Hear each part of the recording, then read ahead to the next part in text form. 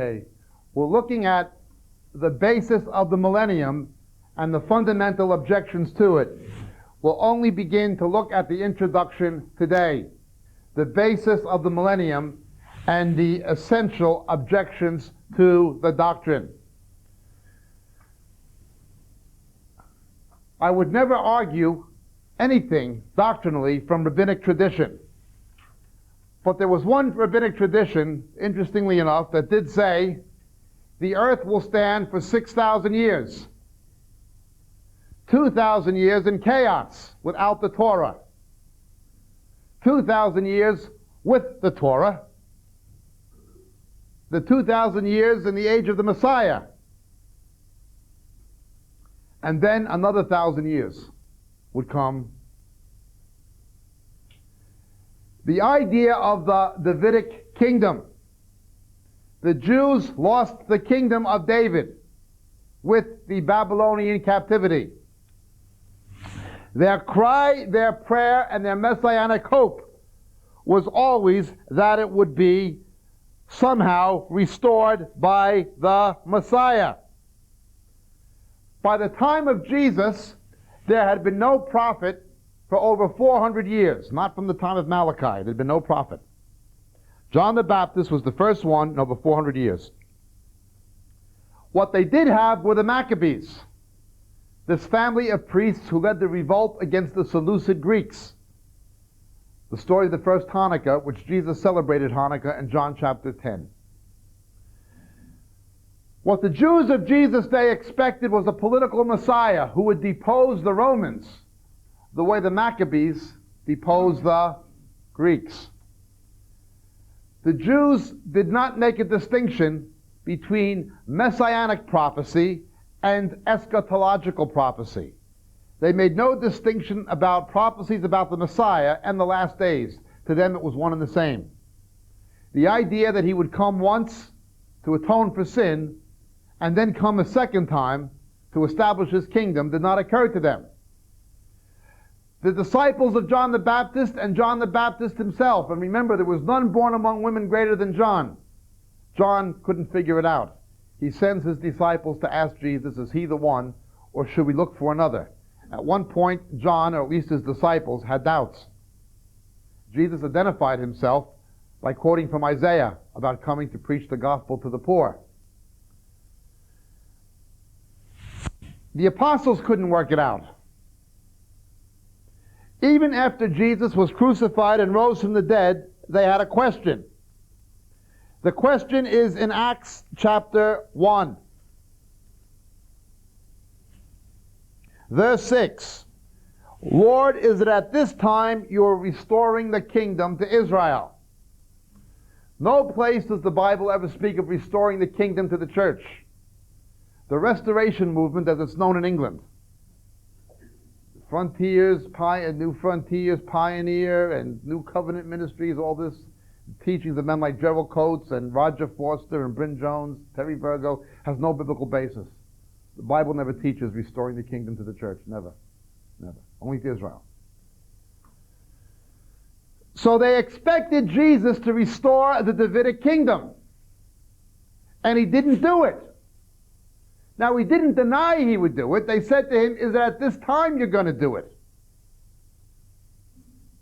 And he said, it's not for you to know. But you shall be my witnesses in Jerusalem and Judea, among the Jews, then Samaria, where we were today, the semi-Jews, the Mongol Jews, and then to the ends of the earth. And in the book of Acts, that's the pattern that followed. It began in Jerusalem, then Judea, then to Samaria, then to the Gentile nations. That's the pattern it followed. And they didn't even understand that at first. Peter needed further revelation in Acts chapter 10. So the apostles expected something to happen, and they expected the Messiah, Jesus, to do something that he didn't do. And they wanted to know when he was going to do it. In the Jewish faith, even as the rabbis interpret it, we have two separate and distinct pictures of the Messiah. Some of you know this, but for the sake of the videos and for the sake of the ones who don't, I'll go through it. These two very different pictures of the Messiah are known as Hamashiach ben Yosef, the Messiah who is the son of Joseph, and Hamashiach ben David, the Messiah who is the son of David. Now, in Hebraic thought, in the son of does not only mean, or even necessarily primarily mean, biological descent, although it may include that. It means in the character of. In the character of. We explain this on the Jonah tape, for instance. In the character of. So you have one Messiah who's in the character of David, and another Messiah in the character of Joseph from the book of Genesis. The name Joseph itself means he shall add, or Yahweh or Jehovah shall add. There's more to come. That's what it means. And it is fortuitous, demonstrating the point that Jesus' foster father's name was Joseph. It is a demonstration of the point that he was the Messiah, the son of Joseph. Okay. What is the difference? The Messiah, the son of David, is in the character of David. He's a conquering king. David drove out the enemies of God and established a Davidic kingdom with his capital in Jerusalem. And there was peace all around, which he passed on to his son Solomon. Pay attention. One of the things in the Bible which prefigures, which foreshadows the millennial reign of Jesus is the reign of David and Solomon. In the reign of David and Solomon, you had Hiram, remember? The Gentile king who was the friend of David, who brought the materials to the Jews to build the temple in Jerusalem. And you had Jew and Gentile working together to build a house to God to worship together. This is the nations coming to Jerusalem, joining with the Jew in the worship of the true God that you read about in Zechariah chapter 14, which speaks of the Feast of Booths as a figure of the millennium.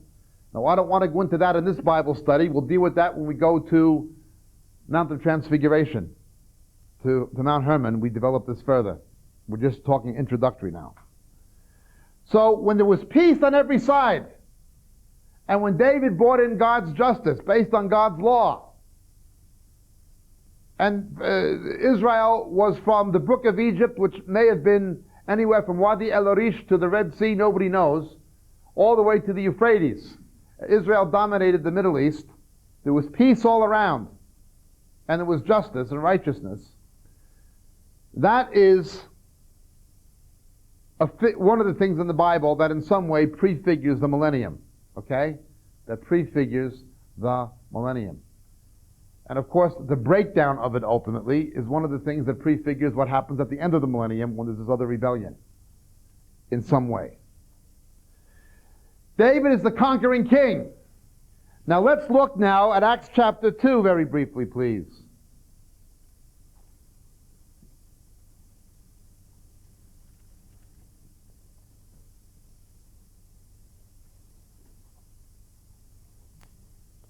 Verse 33, therefore, having been exalted to the right hand of God, and having received from the Father the promise of the Holy Spirit, he's poured forth this which you see and hear. Okay. Verse 36, therefore let all the house of Israel know for certain that God has made him both Lord and Messiah, this Jesus whom you crucified.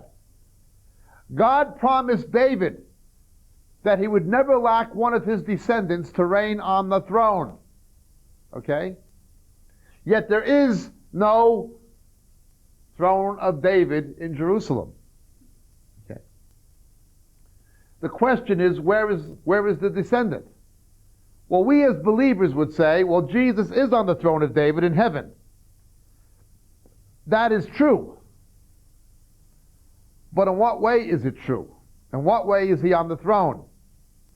To understand in what way he's on the throne, we have to look at his type, David. Turn with me, please, to 1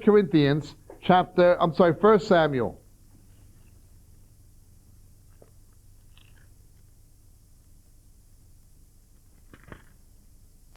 Sorry, 2 Samuel chapter 5. 2 Samuel 5. Then all the tribes of Israel came to David at Hebron in verse 1 and said, Behold, we are your bone and your flesh. So they all come to David at Hebron. Now in verse 5, at Hebron he reigned over Judah 7 years and 6 months. And in Jerusalem he reigned 33 years over all Israel and Judah. David reigns in two places. First he reigns in Hebron, then he reigns in Jerusalem. His dominion was not fully established until he conquered the Jebusite capital and relocated his capital further north in order to unite the northern 10 tribes and the southern 2 tribes. He did what Brazil did when they made Brasilia the capital instead of Sao Paulo or Rio de Janeiro. He did what the original American 13 colonies did. They made Washington the capital right in the middle instead of New York. He did what Nigeria did. They made Abuja the capital instead of Lagos. They made a geographically geocentral capital to unite the rest of the nation. You understand? That's why he relocated his capital. Neither the Americans, nor the Nigerians, nor the Brazilians invented it. Probably David did. Okay. His kingdom was not yet established. Now, he'd already been anointed, hadn't he? He was anointed even by Samuel. Then it's confirmed in Hebron. Hebron in Hebrew means fellowship, place of fellowship, from the Hebrew word hitabrut. So David was there, and he was in some way reigning, and he was anointed as king. He was the anointed, but his dominion was not yet established from Jerusalem. In figure, the time period in which David reigns in Hebron is like now. Is Jesus on the throne? Is he reigning on the throne of David? Yes, but only in the place of fellowship, only in the church. You understand?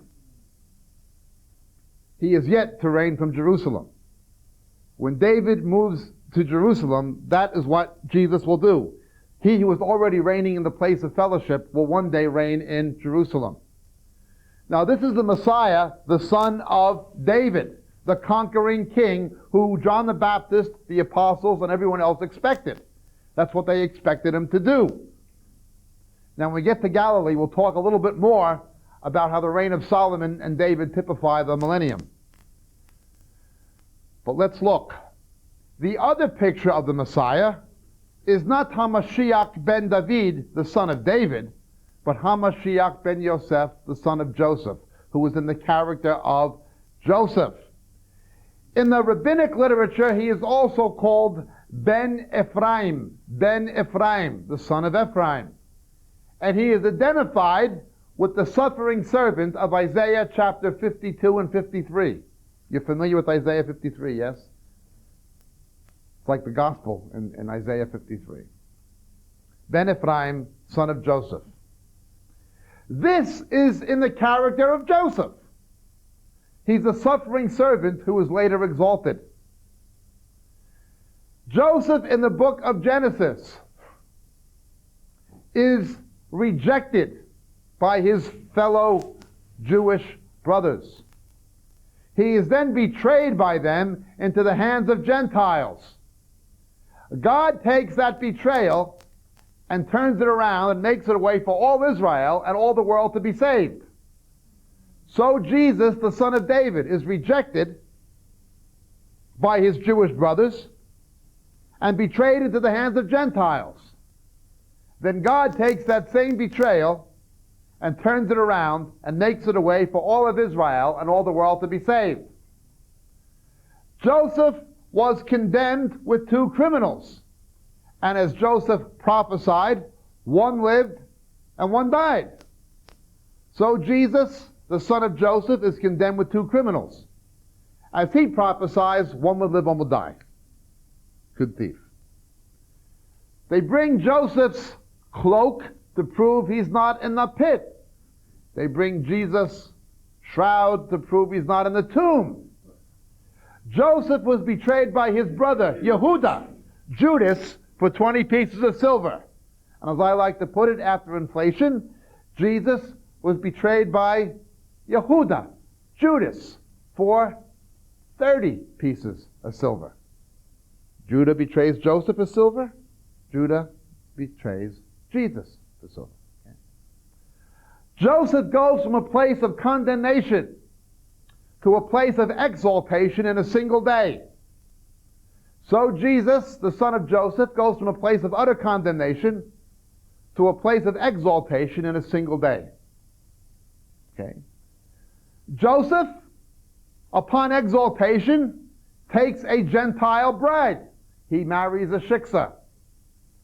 In figure, upon exaltation, Jesus takes a Gentile bride. The church is predominantly Gentile.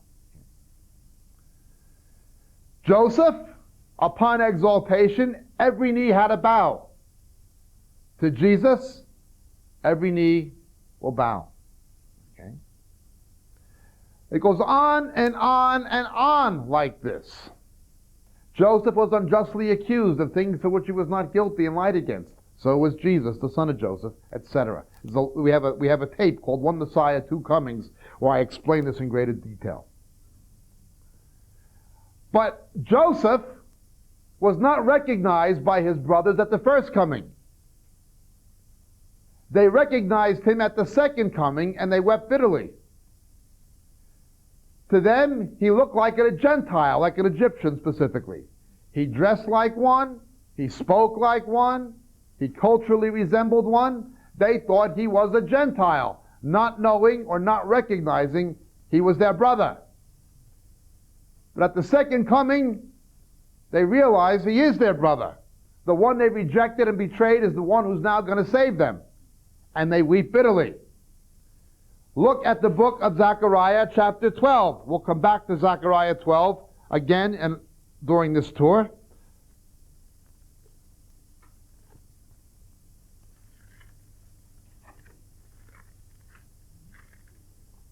Verse 10, I'll pour it on the house of David and on the inhabitants of Jerusalem, the spirit of grace and supplication, so they will look upon me who they have pierced, and mourn for him as one mourns for an only son, and weep bitterly over him, like the bitter weeping over a firstborn. Now, in the rabbinic literature, Rabbi Moshe Alshek says this is the Messiah who was pierced. And two very important rabbis, Rashi and Rada, both said this is about the Messiah. And we read in the rabbinic literature in Sukkah 52:8 that the Messiah, the son of Joseph, is the one who is slain. So there is much rabbinic commentary that says this is about the Messiah. Now even the rabbis agree. Joseph's brothers don't recognize him at the first coming. They recognize him at the second coming and weep bitterly. This one who we rejected and betrayed to the Gentiles is the one who's going to save us. And so it is in the Great Tribulation with Jesus. The Jews don't recognize him at the first coming, but at the second. This one we rejected and betrayed to the Gentiles is the one who is going to save us. And again, they weep bitterly, like Joseph's brothers did. Okay? And just like today, Jewish people, you talk to the average Jew, they think Jesus, they might know, but they relate to him as a Gentile. He's the Gentile God. You know, he's like Joseph's brothers thought he was a Gentile, an Egyptian. Same idea. That is the Messiah, the son of Joseph, HaMashiach ben Yosef. In order for Jesus to be the Christ of the church, Yeshua must be the Messiah of the Jews. If Yeshua is not the Mashiach, Jesus is not the Christ. Okay. In order for Jesus to be the Christ, Yeshua must be the Mashiach. And for Yeshua to be the Jewish Mashiach, Messiah, he had to fulfill all of the Old Testament prophecies in the Tanakh about the Messiah. He had to fulfill both the son of David ones and the son of Joseph ones. Now the fact of the matter is, in his first coming, Jesus did not fulfill all of the Old Testament prophecies about the Messiah. He did not. He only fulfilled the son of Joseph ones, the suffering servant ones. You only have a partial fulfilling of the son of David ones. We deal with this in greater depth on the Autumn Feast of Israel tape and on the Palm Sunday tape. If you get them, we explain the background in depth, how he fulfills the spring holidays of the Jews in his first coming, but the autumn holidays primarily in his second. There's only a partial fulfillment of the autumn holidays and of the Son of David prophecies in his first coming, only in a spiritual sense, basically. But in a literal sense, the Son of Joseph prophecies have been fulfilled, not the Son of David ones. Thus, if he doesn't fulfill all these prophecies, he's not the Messiah.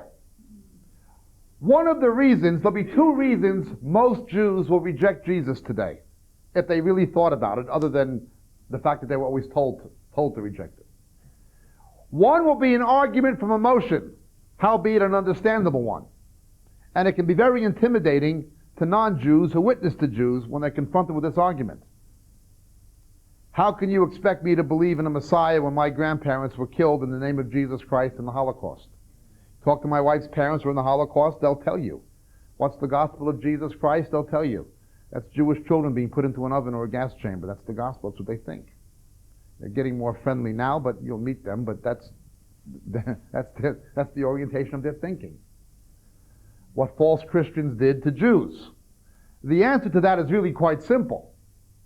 Can I blame Moses that a few years ago an Orthodox Jew wearing a yarmulke, a kippah on his head, assassinated Yitzhak Rabin?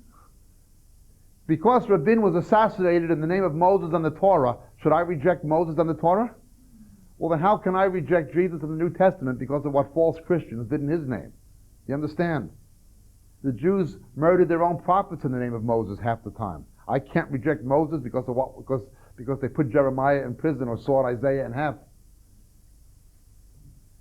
That's not a difficult argument to deal with because it's an argument from emotion. They think it's reasonable, but when you give them the facts, it just becomes something emotional.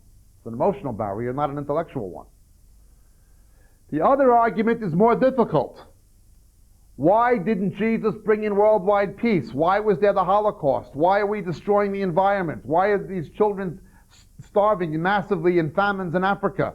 Why do you have this happening in Rwanda and in Yugoslavia? Why is there hatred and killing in Northern Ireland? And why is it like this? And why is there so much injustice and violence in the world? If the Messiah came, why did he bring worldwide peace? Remember, the Jew did not make the distinction between messianic prophecy and eschatological prophecy.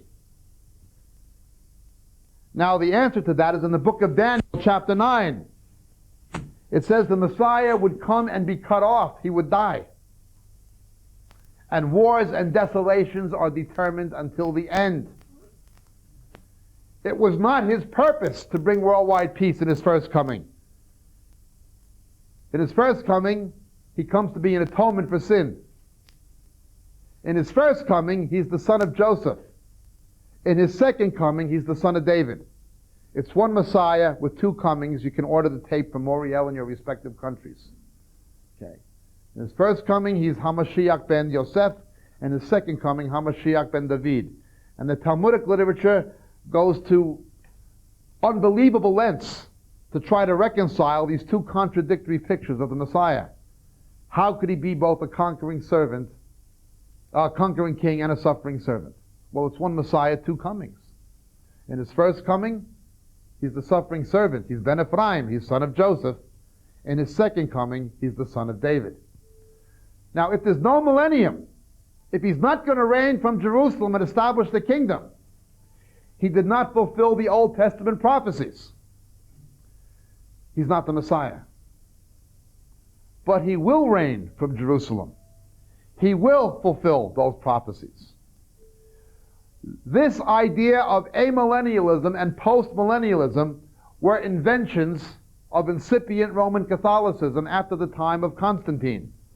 They basically go back to Augustine of Hippo, who's the father, philosophically, of both Catholicism and Protestantism. Both Reformed theology draws from Augustine, and Catholicism draw from Augustine.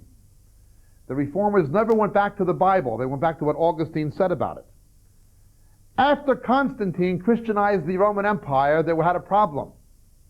The pre-Nicene, before the Council of Nicaea in the 4th century, The pre-Nicene fathers, what we call the patristic writers, the people who came after the apostles, the historical record is clear from their own writings. They were premillennial. The apostolic church, they said the apostles believed it'd be a millennium, and the Christians after the apostles believed there would be a millennium. Anything denying the millennium was a minority view to the extent it existed at all. Once Constantine Christianized the Roman Empire, they had a problem. Well, now the church is a political power. We're going to establish the kingdom.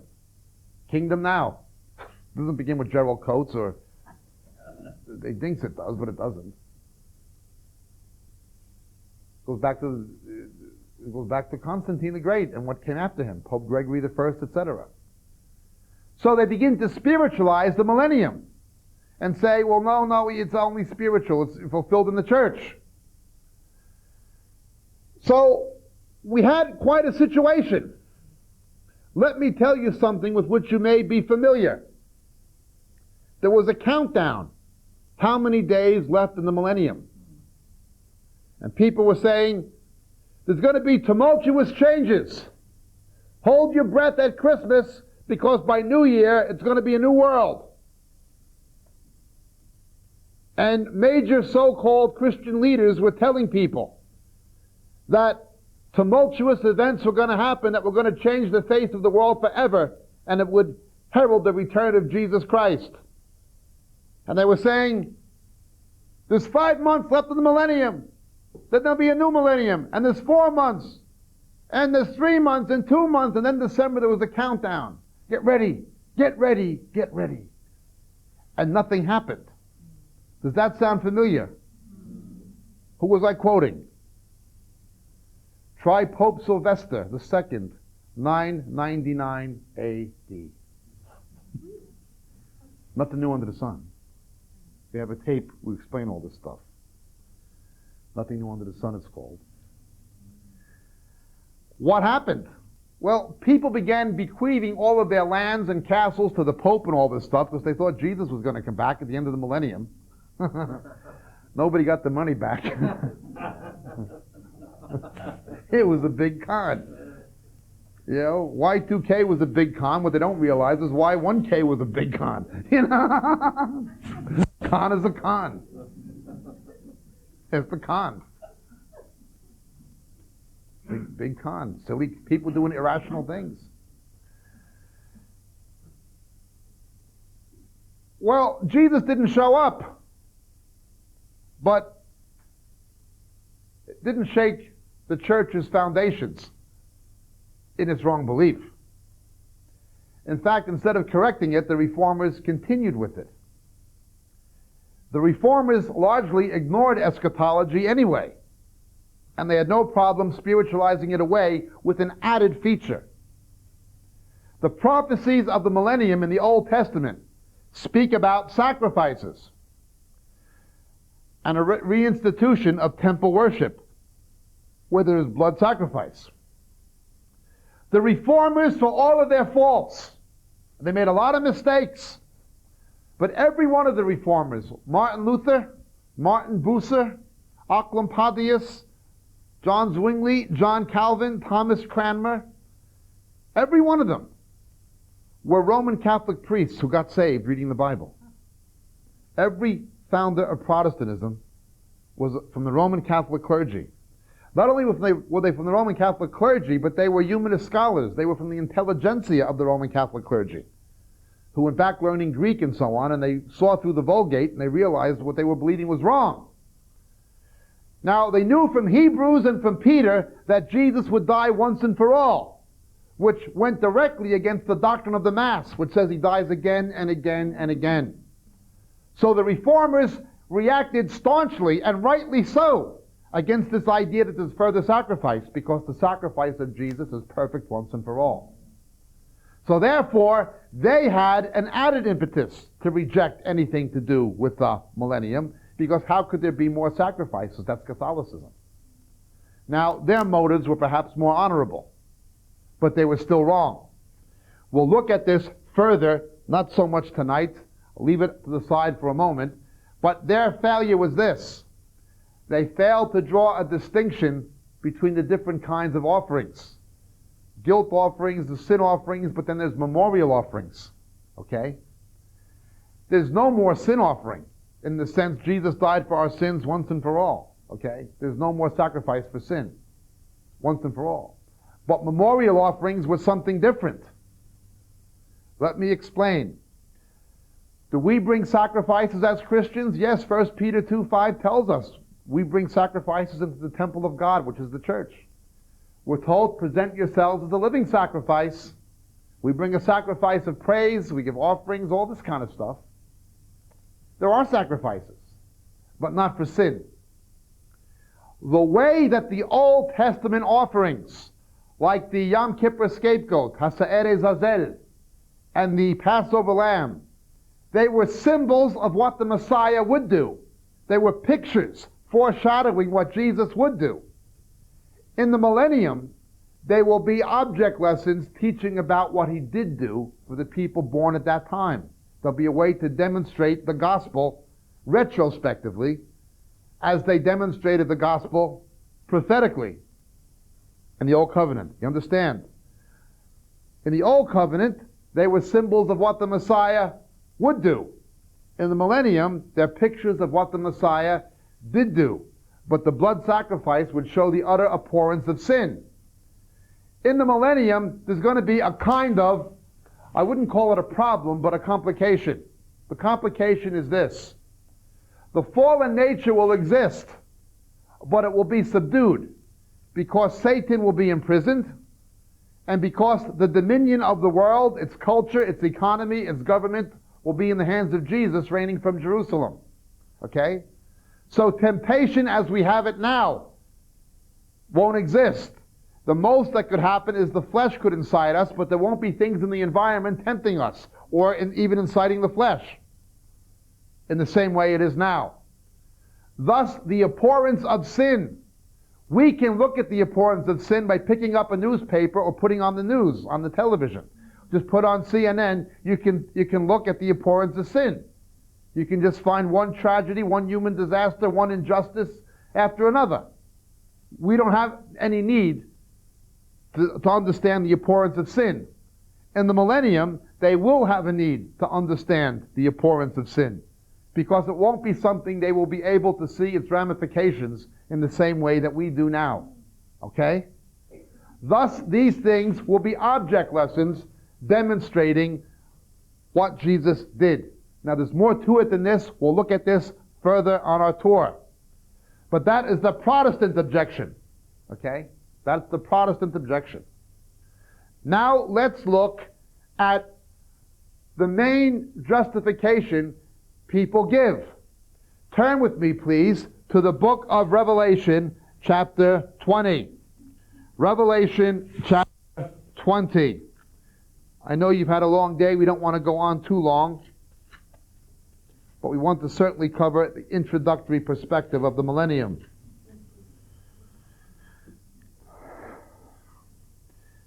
And I saw an angel coming down from heaven, having the key of the abyss and a great chain in his hand. And he laid hold of the dragon, the serpent of old, who is the devil and Satan, and bound him for 1,000 years. And threw him into the abyss, and shut it and sealed it over him, so that he should not deceive the nations any longer until the 1,000 years were completed. And after these things he must be released for a short time. And I saw thrones, and they sat upon them, and judgment was given to them. And I saw the souls of those who had been beheaded because of the testimony of Yeshua, of Jesus, and because of the word of God. And those who had not worshipped the beast or his image, and had not received the mark upon their forehead and upon their hand. And they came to life and reigned with Christ for 1,000 years. The rest of the dead did not come to life until the 1,000 years were completed. This is the first resurrection. Blessed and holy is the one who has a part in the first resurrection. Over these the second death has no power, but they will be priests of God and of Christ, and will reign with him 1,000 years. And when the 1,000 years are completed, Satan will be released from his prison, and come out to deceive the nations which are in the four corners of the earth, Gog and Magog, etc. Notice it says 1,000 years 6 times in that passage. 6 times. Now what these people will say is this. Apocalyptic literature, like the book of Revelation, the Greek word apocalyptic is the word apocalypsis, meaning unveiled. It's something hidden to be unveiled. Okay? Apocalyptic literature has a lot of symbolic meaning and figurative numbers. We can't take this stuff literally. They're overlooking something. The other places where measurements of time are used in Revelation are literal. 1,260 days, 3.5 lunar years, 2 times a time and a half time, corresponding to Daniel. Okay? Although there may be some figurative meaning in some of it, Satan will put you in prison 10 days, or there were 10 periods of persecution of the 10 major emperors. The other places where measurements of time are given in Revelation, these same people would not have a problem saying are literal. Their rules of construction and their logic, or the lack of it, is just not consistent. Where else in Revelation are such measurements of time not expected to be literal? Now you do have some of the mysterious things. One of the verses that I've always grappled with, I heard silence in heaven for a half hour. How can you apply time to eternity, which is by definition outside of time? I'm not saying I've got it all figured out. What I am saying is the other measurements of time in Revelation are all literal. Even these people themselves wouldn't dispute it. Okay? Daniel spoke of this a certain amount of days and time, and Revelation replays the same thing. There is nothing in the internal construction of the book which would say that this is an exception to the way time is otherwise handled in the book. You have to be consistent. Okay? You have to be consistent. There is no... Now we'll look at this further in a future Bible study within the next few days. But that is basically the argument. Well, it's all symbolic. And wait a minute. The other measurements of time in the book are not symbolic. Now, you understand the folly of the kingdom now people and the binding and loosing people. They say Satan is bound now. If Satan is bound, I want to know who keeps letting him go. That's the way I put it. You have to be silly to believe such nonsense, but that's what we take authority. This is all nonsense. We'll look at this when we get to Banyas, what binding and loosing actually means from the Hebrew background. Now, that is the kind of argument they use. It's been a long day, but I'll just conclude by explaining the millennium, what I call, in a nutshell. Explained by a nut right now. God had an original plan for this planet. Although God foreknew man would fall, he still had an original plan. He never intended Adam and Eve to die. He never intended this to happen, although he foreknew it would and made provision for it. Remember, the Lamb was slain from before the foundation of the world. Okay. Now, apart from the fact that those in the millennium will indeed have the consequences of original sin, if you want to use that term. It's as good a term as any. Some people don't like its Catholic association, but the concept is biblical. Man is fallen. The millennium will be like what would have happened had Adam and Eve not sinned. Okay? What would have happened to the planet had Adam and Eve not sinned? The second is this. Although God knew that Yeshua, Jesus, would be rejected by the Jews, and he incorporated that into his plan for the salvation of the Gentiles, what would have happened had they accepted him? You understand? What would have happened had Adam and Eve not sinned, and what would have happened had Jesus not been rejected by the Jews? That's what the millennium is going to be like, in a nutshell. Now, we have to go just a little bit further. There are certain things in this life and in this world that teach about the millennium. Think of a beautiful landscape. Think of somewhere with little human development. Think of Victoria Falls in Zimbabwe, or the Cape of Good Hope, say, south of Cape Town when you go below Halp Bay. Think of the Grand Canyon in the United States. Think of perhaps the coast of Cornwall, or perhaps the Highlands of Scotland or the west of Ireland. Think of something spectacular, like Cairns in Australia, beautiful scenery. Think of somewhere like that. Something unspoiled, Switzerland, the Alps, something really beautiful. And you look at the magnificence of this and you think of verses like, this proclaims the glory of its creator, the creation declares the glory of God, etc. That teaches a little something about what it'll be like. Okay? Think of little babies crawling around on the floor naked. They have no inhibition because they have no hang-ups about sexuality. Our hang-ups are largely a result of the fall.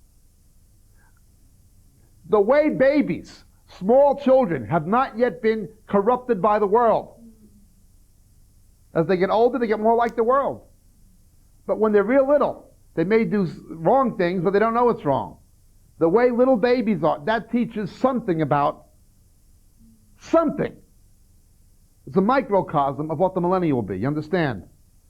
There are certain things, even in this fallen world, that give us a hint of what the millennium will be like.